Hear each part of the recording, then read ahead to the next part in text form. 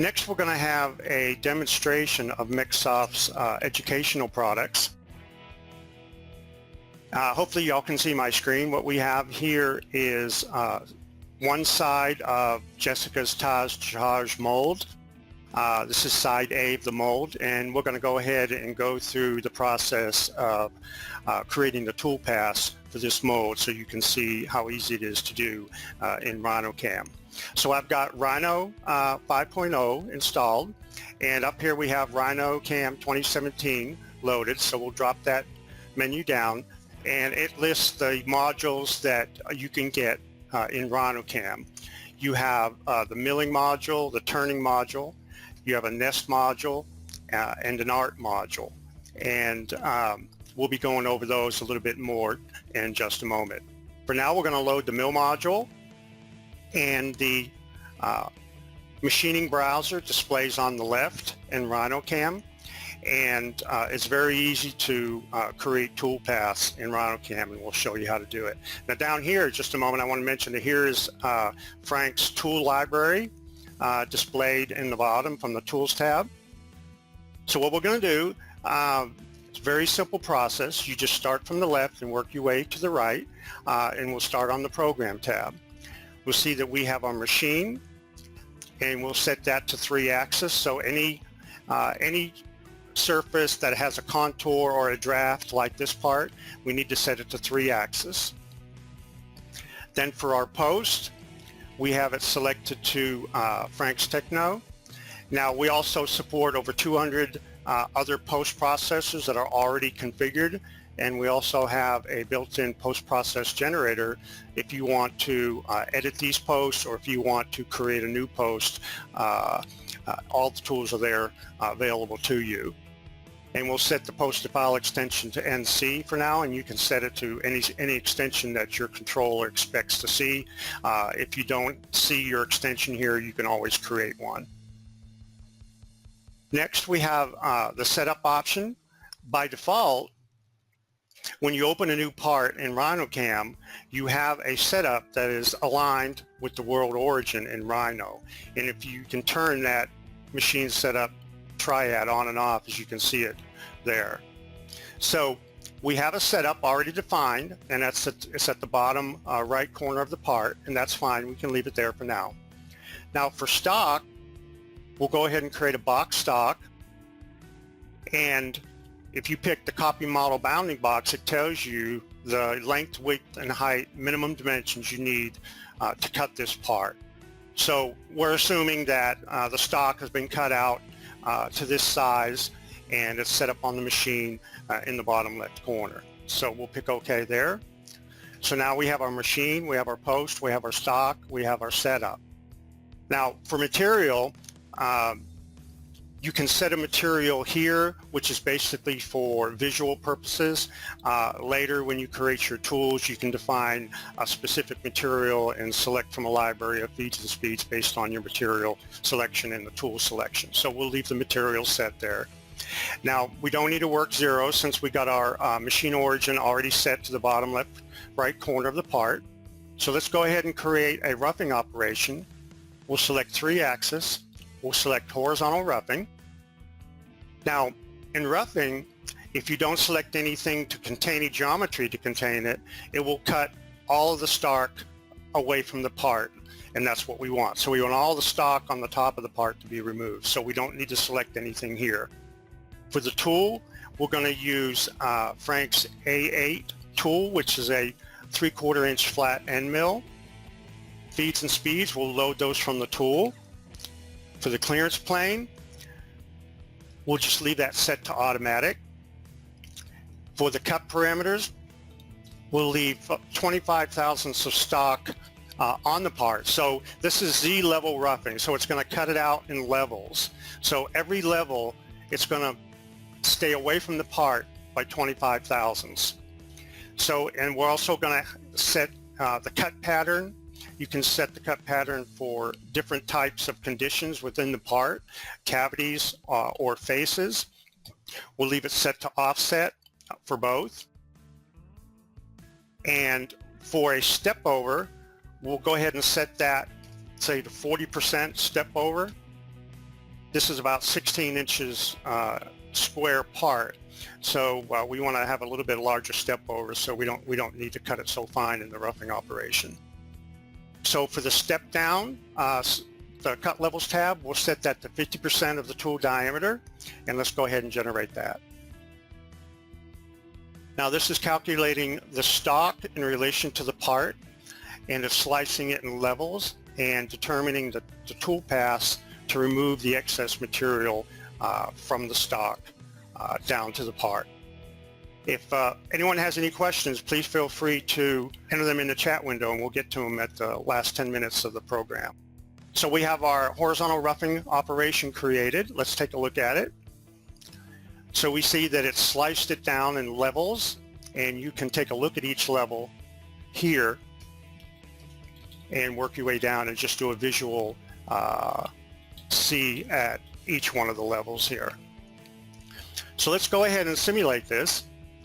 We'll go to the Simulate tab, we'll select the operation, and then we'll pick play. And you can turn the toolpath off so you can see it, the stock material being removed. That's what the roughing operation looks like when it's completed. So let's go ahead and do a finishing operation.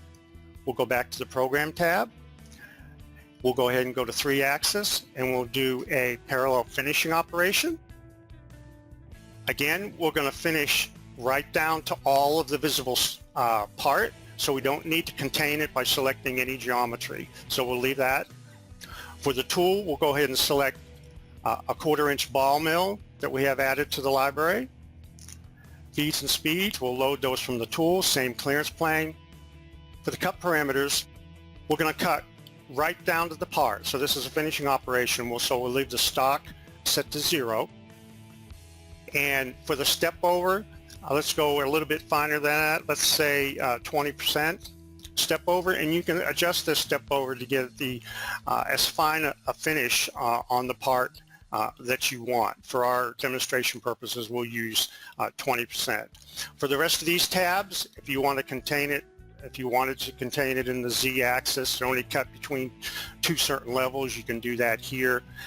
Entry and exit and advanced, we'll leave those set, and let's generate. So that was pretty quick. Let's go ahead and look at the parallel finishing operation. So you see that it's sliced in parallel planes across the part at a 20% of the tool step over. So let's go ahead and simulate this.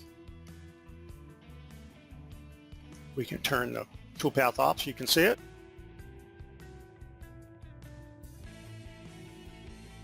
So there's our finishing operation of side A of the tiles to charge mold.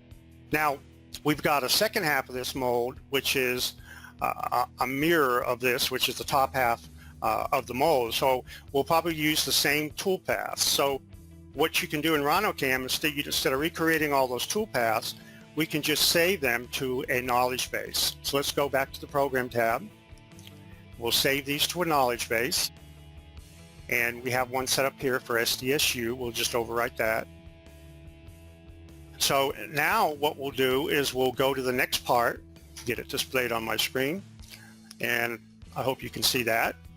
So this is the opposite side of the tiles to charge mold, and we want to use the same operations. So to save a lot of time, we're just going to go straight in and load our knowledge base. So now you see we have our horizontal roughing operation and our parallel finishing operation that we saved to our knowledge base. Now because neither one of these operations need to select any geometry, we can just select the setup, right-click, and regenerate.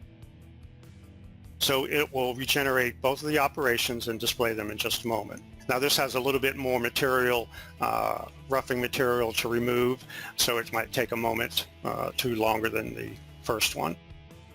So we've got our roughing operation completed. So there's our material removal in Z levels of the part, and we also have our finishing operation. And these are the exact same operations and parameters that we used on the opposite side of the mold and saved to our knowledge base. So let's go ahead and simulate both of those.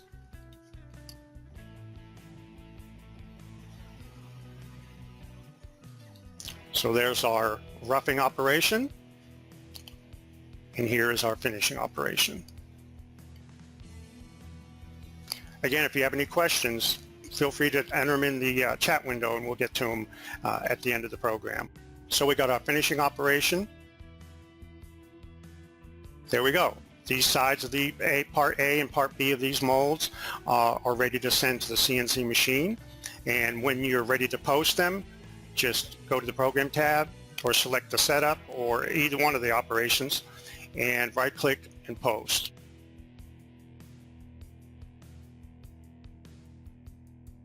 And here is the G-code for the Techno. So now what we're going to do is we're going to show you Frank's project real quick. So I hope everybody can see the part that I have on the screen. What I have here is two of the components in Frank's remediation system that he modeled in Rhino. And he sliced them in this thicknesses because that was the stock material that he had. So we got two of the components laid out, and we've got our stock already defined. We've got our machine defined. We've got the post set up. We have our stock, and we have a setup already determined here. So let's go ahead and create a roughing operation, a horizontal roughing for this part. Now, you'll see that, let's turn the stock off a moment. You'll see that I have some curves here. These are just offset curves from the silhouette perimeter of the part. And we added some tabs here. These are just small blocks in Rhino. They don't have to be joined. I just modeled them to attach past the part and to move beyond past this perimeter. Now what that's going to do is that's going to allow us to machine just the area of the model that we need to. We don't want to waste any time machining stock out here or in areas that doesn't need to be machined. So we're going to use this perimeter as a containment area. So let's go ahead and create a 3-axis horizontal roughing operation. We've got our containment area selected. For the tool, we'll go ahead and use Frank's A7, which is a 1/2-inch flat end mill. Beads and speeds, we'll load those from the tool. Clearance, we'll leave those set to automatic. For the cut parameters, again, we're going to leave 25 thousandths of stock away from the part, and we'll use an offset cut pattern. And again, let's set the step over to say 40%. And for the step down, we'll leave that set to 50%. And we want to cut all the way from the top of the part down to the bottom, all the way through the stock, so we don't need to contain it to any specific levels. So we'll leave the rest of the tabs set to the default parameters and pick generate. So what it's doing is calculating in Z levels how much stock to remove within this perimeter area down to the part. So you see it didn't cut out here in the stock area that we didn't want to cut. It maintained it within our perimeter that we selected, and it cut it in levels. And let's take a look at those levels.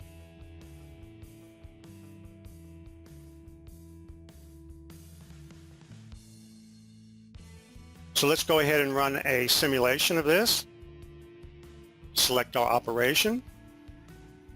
Turn our toolpath off so we can see the simulation good. Nope, might help if we turn the stock on. So there's our horizontal roughing operation. As you can see, the tabbed areas were not cut, and it serves to anchor the part area to the remaining stock and keep it stabilized on the CNC machine. Now, I also have a horizontal finishing operation defined. To save time here, I'll go ahead and show you what that operation looks like when it's completed. So I hope you can see that, my screen now. I've got the finishing operation defined. It's a horizontal finishing operation. We'll go ahead and take a look at it. We got the cut parameters, and we got cut levels set to 10%, which is a pretty fine step down.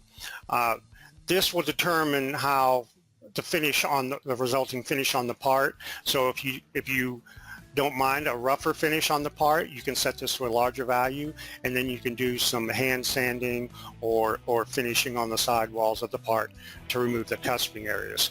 For this part, I went ahead and set it at 10%. And let's take a look at this nice horizontal finishing operation. Now, the product also runs as a standalone called VisualCADCAM, and that doesn't require any additional CAD system. It comes with VisualCAD, our standalone CAD product, and also it runs VisualCAM for SolidWorks. And let me show you what both of those look like real quick here. So hopefully you can see my screen here. We have VisualCADCAM loaded. We have Frank's part displayed on the screen, and we can see the horizontal finishing operation defined here. And also let me show you what it looks like in SolidWorks. So here you see SolidWorks 2017, and we have VisualCAM plugin installed on the right. Now, regardless of which program you run the plugin in, the machining browser and all of the techniques that you use to create toolpaths are nearly identical. So you can easily move from one platform to another. Also, VisualCAM will run within SolidWorks. It's a Gold Star certified program for SolidWorks, and it runs in SolidWorks 2010 all the way up to 2017.